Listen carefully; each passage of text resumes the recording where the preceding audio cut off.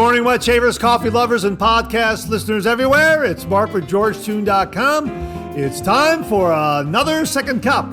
So grab a cup of coffee, kick back, relax, put in those earbuds, adjust that speaker volume, and let's talk some wet shaving and a few other things in podcast form. What is Second Cup? Second Cup is a podcast that will give you some additional information that didn't make the Monday morning mailbag deadline. This might be something that is time sensitive. For instance, a sale that could be ending before the next Monday morning mailbag airs, or a piece of late breaking information that viewers have passed along that is equally time sensitive, or something else regarding the wet shaving world that needs to be broadcast in a timely fashion. And we'll also have some time to chit chat and discuss some other things like coffee, movies, streaming shows, books, that sort of thing. So thanks for tuning in to Second Cup. And I hope you subscribe to the podcast, where you can also find episodes of the Monday Morning Mailbag in podcast form. I hope you're enjoying a cup of coffee with me. We'll get the show underway in just a moment. Thanks for joining me.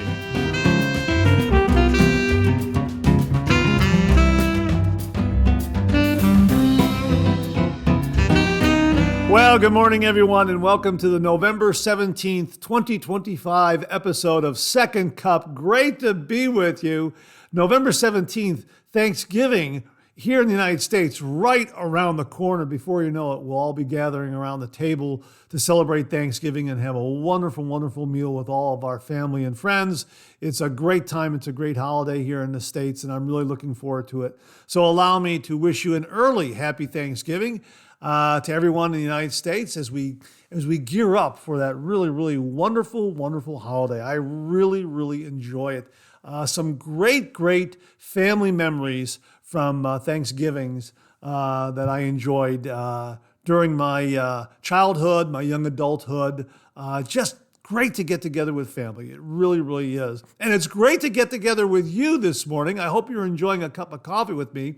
Once more, I am enjoying McDaniel's coffee out of my Keurig machine, and I've got my wonderful Ohio mug, courtesy of viewer John Kaczynski. John, thank you again very, very much. It's a terrific looking mug. It's got the map of the state of Ohio with all the counties color-coded and the Ohio flag, and it's just great. It says Ohio, and then on the lower left, the Buckeye State. Yeah, it's a very, very attractive coffee mug. Hang on, let me get a sip. Hang on. Yeah, and again, McDaniel's Donut Shop coffee. I got the box right here. There you go, with all the Keurig cups in there. A really nice tasting, affordable cup of coffee. And I get these at Save-A-Lot. So if you have a Save-A-Lot in your area, check it out. It's a 36 count.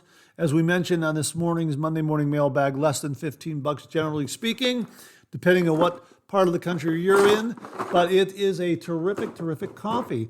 And we're going to set that off to the side there so it doesn't get in the way of the microphone anymore. And we're going to enjoy this cup of coffee with you this morning. I hope you're enjoying a cup of coffee with me. Speaking of the Ohio map, just in case you're keeping score, I'm located here in Geauga County. There are 88 counties in the state of Ohio, and I live in Geauga County. I was born in Cuyahoga County, which is the greater Cleveland area, but technically and specifically, really, I was born in the city of Cleveland. So I am a Clevelander because I was born on Cleveland soil.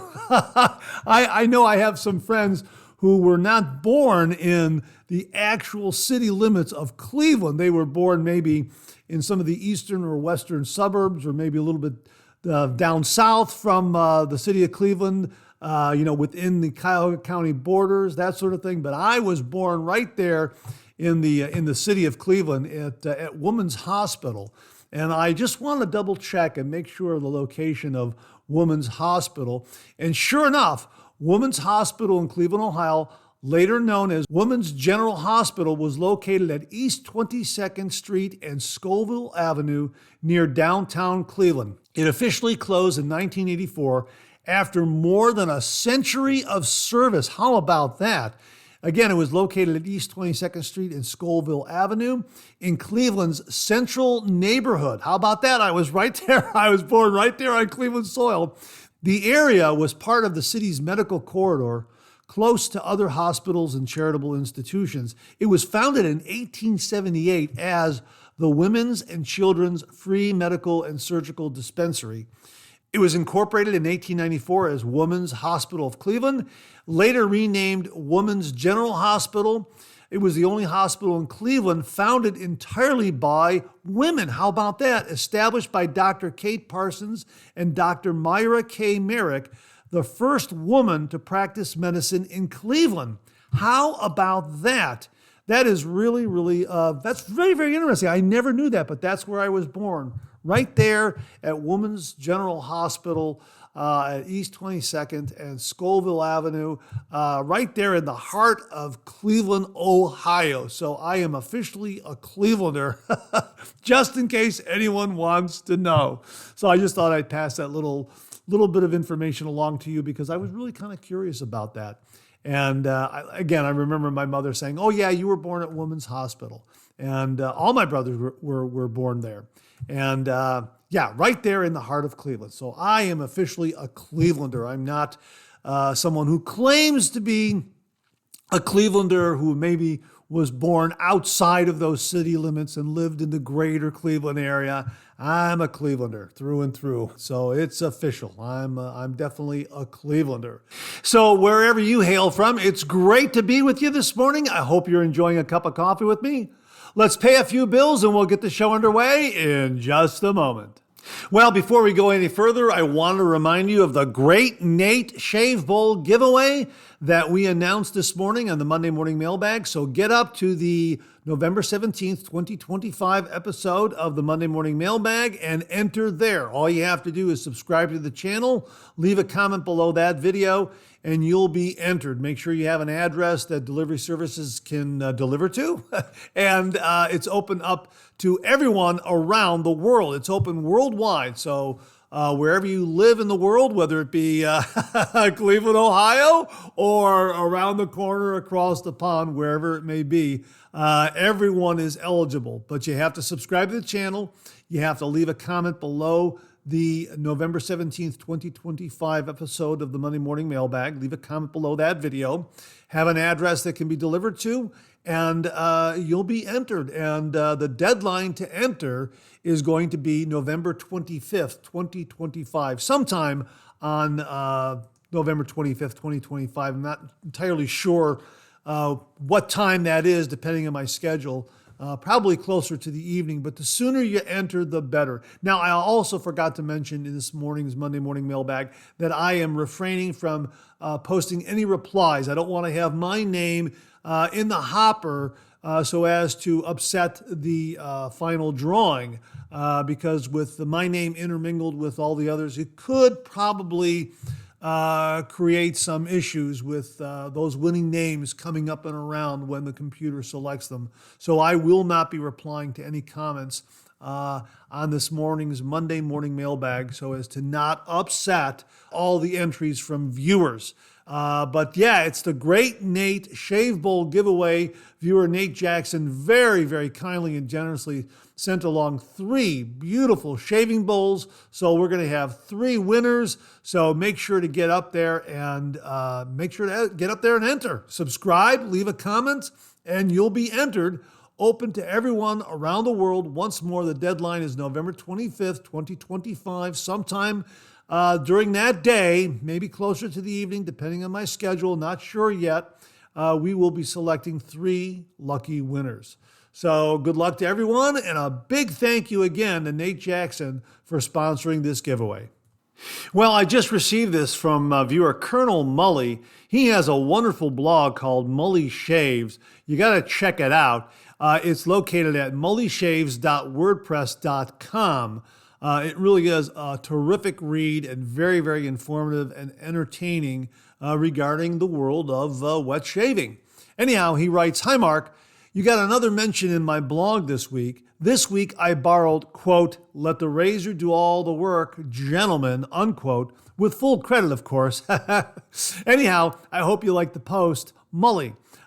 P.S. By the way, it was your last shave with the Feather F3 that inspired this week's blog. Yeah, Colonel Mully very generously sent us a Feather F3 cartridge razor. And we had a couple of shaves with that. And that was surprisingly a very, very good razor. I absolutely love the shave that I got with it. And I think it's probably, well, I could say it's probably one of the best, if not the best cartridge razor that's out there. And it's definitely the cartridge razor I'll take with me in my DOP kit with a carry-on if I flying away for the weekend or a week or two, something like that. That's the razor that'll go with me in my DOP kit in a carry-on. Again, because of TSA regulations and that sort of thing, you cannot take a safety razor in your carry-on. So we always tell viewers and listeners to leave the safety razor at home. If you do take a safety razor, put it in your packed luggage if you're checking luggage. And your checked luggage rather, and make sure it's something that's not a lot of money or has great sentimental value. So don't take your grandfather's safety razor that was handed down to you. Don't take your $125 timeless razor or your wonderful Rex Supply adjustable razor for $250. Don't take those. Take a $20 pearl shaving L55 or a really, really nice Vikings blade chieftain razor for about $25. Take those, put that in the checked luggage. But in your DOP kit for your carry-on, the Feather F3, boy, that's a good choice. Or the cartridge razor that you prefer because they will definitely confiscate a safety razor. Anyhow, getting back to this blog post. The headline reads, "Pressing harder won't make you prettier." That's a very, very catchy headline there. Hey, bravo, Mully. And he goes on to say here, "Ease up, cowboy. We're shaving, not trying to drive a fence post into the ground. I'm into traditional wet shaving with a double-edged razor. When a newcomer joins the community, the first thing they hear is, let the weight of the razor do the work and avoid pressure. That's solid advice. A DE rewards a light hand." Yeah, and it goes along this theme here. He also discusses the confusion regarding a cartridge razor and the amount of pressure that's required for a cartridge razor. Some really, really revealing information there. So check it out from Mully Shaves, the blog post entitled "Pressing Harder Won't Make You Prettier." And again, you can find that at mullyshaves.wordpress.com, a terrific blog. Colonel Mully, a very, very good writer. All of his blog posts are very informative and very, very entertaining. A really enjoyable read. Thanks again, Colonel Mully. Really do appreciate it. Now, here's something I learned just last night. I want to pass this along to you.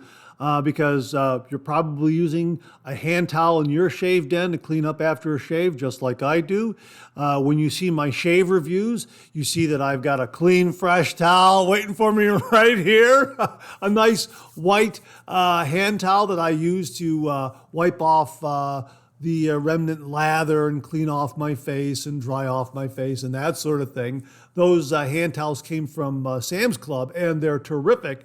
But I use an activated charcoal product, the Cube 2.0, and I also use some activated charcoal shave creams from Vikings Blade. And that activated charcoal over time will stain those hand towels.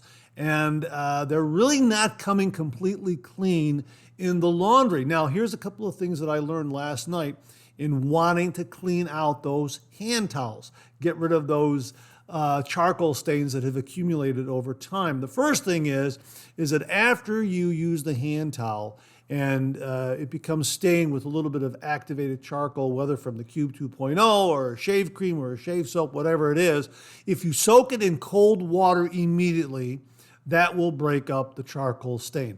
This is what I understand. I have not done that, but this is my understanding. So I haven't done that yet.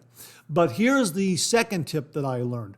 OxiClean. OxiClean will break up those charcoal stains that have accumulated on those hand towels. And here's how I did it. Again, I went up to Copilot AI and I asked it, hey, what can I use to clean up these hand towels that have these charcoal stains that are embedded in the fabric over a period of time. And AI recommended OxiClean. So this is what I did. I filled my washing machine up halfway and I added 2 scoops of OxiClean to the water. I had my hand towels in there, and of course there are a lot of hand towels in there, so I put a lot of these hand towels in there, and I agitated for 5 minutes.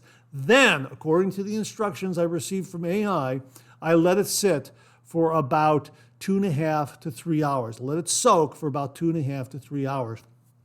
After that, I filled it all the way up and added my laundry detergent and laundered as usual. I also added some other whites that I wanted to have clean, so I had a full load, is what I'm saying. And boy, oh boy, did those hand towels come out sparkling clean and white. That was remarkable. Now, I got a couple of faint little stains here and there that are really not too perceptible. You have to look close in order to see them. But my gosh, the majority of everything came right out. And I was really pleased with the result, because I did not want to show a stained towel on camera. I want to show a nice clean towel on camera. And I thought, my gosh, I'm going to have to clean these. I also bought some additional hand towels, some new ones, just to have kind of in reserve. But boy, the OxiClean worked great. So if you're trying to remove a similar stain from hand towels that you use in your shave den, whether it be activated charcoal or something else, try the OxiClean tip. See if that works for you. Soaking it in OxiClean worked really well. And of course, I added 2 scoops based on the amount of towels that I had in there, and also the amount of staining that I had in there. You may want to vary the amount of OxiClean you use. Maybe 1 scoop will work for you, maybe 1.5 scoops will work for you, but I went all in with 2 scoops, and none for the worse. So yeah, it really worked well. OxiClean to clean out those activated charcoal stains, and I guess other stains that might accumulate through your shaves, your post-shave routine in your shave den. Give it a try. OxiClean, really amazing stuff. Well, on a recent Monday morning mailbag, I believe it was last week, viewer Scott Martin shared with us some great vintage razors that he acquired from his aunt, who was an antiques dealer, for his shave den. And one that he found was the Keen Cutter razors, a single-edge razor, and it used a proprietary razor blade. Now that's spelled K-E-E-N, second word cutter, K-U-T-T-E-R. Well, Rodney Rimplinger sent this along, and he writes, "Hi, Mark. The Keen Cutter razor is one made for the Keen Cutter Company by Christie Razor of Fremont, Ohio. Keen Cutter made all kinds of tools and knives back in the day. Both companies are still in business, but neither one of them sell razors. Keen Cutter still makes stuff like pocket knives and perhaps other types of knives also." Rodney, thank you so very much. And he also sent along the Keen Cutter website, which is www.keencutter.com. Again, that's spelled K-E-E-N-K-U-T-T-E-R, keencutter.com. And there's a great amount of history here on their website talking about the Keen Cutter Company. And here's where they talk about how it all began. They write, "When Edward Campbell Simmons completed his first prototype to satisfaction, without any premeditation, he wrote in pencil on the fresh pine wooden axe, 'Keen Cutter.' At first, Keen Cutter referred to a particular kind of axe whose ultra-thin blade worked best on soft woods. By 1880, Simmons applied the name to all of the company's top-of-the-line cutting tools, including axes, hatchets, saws, knives, scythes, billhooks, shears, scissors, files, stones, and razors.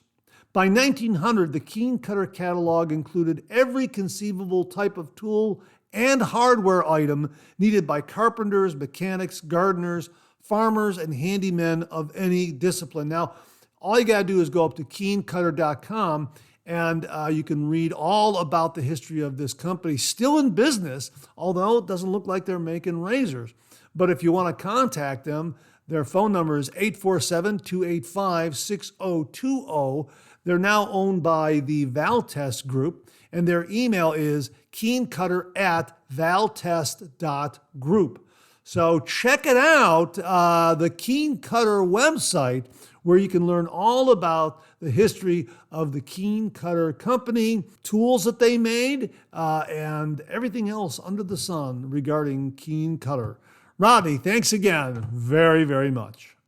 Now, before I get out of here, I'm going to recommend a movie to you. And since we're kind of in an early holiday spirit, I want to recommend this one to you. I really enjoyed this one. It's called The Christmas Chronicles, and it stars Kurt Russell.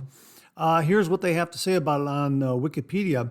The Christmas Chronicles is a 2018 American Christmas comedy film directed by Clay Kaytis from a screenplay by Matt Liebman.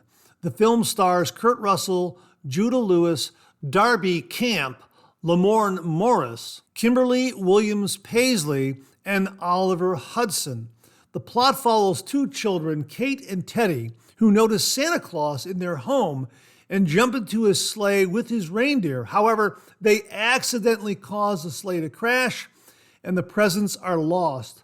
As Christmas morning approaches, it is up to the children and Santa to save Christmas by correctly delivering all of the presents. This movie was a lot of fun. It had some really neat twists in it, and I won't spoil it by saying anything else. I mean, it was just really a nice Christmas movie. Now, there was a part 2. I have not seen part 2, but I really enjoyed the original The Christmas Chronicles, and I guess it's going by the name of The Christmas Chronicles Part 1. I don't know if there's going to be a Part 3, but Part 1 sure was a lot of fun and a terrific, enjoyable Christmas movie. Can't remember what it's rated. Don't know if there's any language or anything else in there that is questionable. I'll leave that to you, but I don't recall anything that was highly offensive that caused me to turn it off. I just thoroughly enjoyed it. It was a terrific Christmas movie. And as I say, it was very well done. Had some neat twists and turns there. And really, a lot of fun. Check it out. The Christmas Chronicles, starring Kurt Russell. And that wraps up another Second Cup. Thanks so much for tuning in again. I really do appreciate it. I sure hope you enjoyed today's show. If you did, please share, please subscribe, and pass it along to a fellow wet shaver or friend. My thanks to everyone who commented and contributed to today's show. And I mean this sincerely. Without you, this microphone would be silent. If Second Cup or the Monday Morning Mailbag aren't showing up in your regular podcast feed, please drop me a line at mondaymailbag@gmail.com and we'll try to get it all sorted out. So again, thank you all very much. I look forward to getting together with you again on these podcast airwaves. Until then, enjoy the day, enjoy your shave, and enjoy that Second Cup.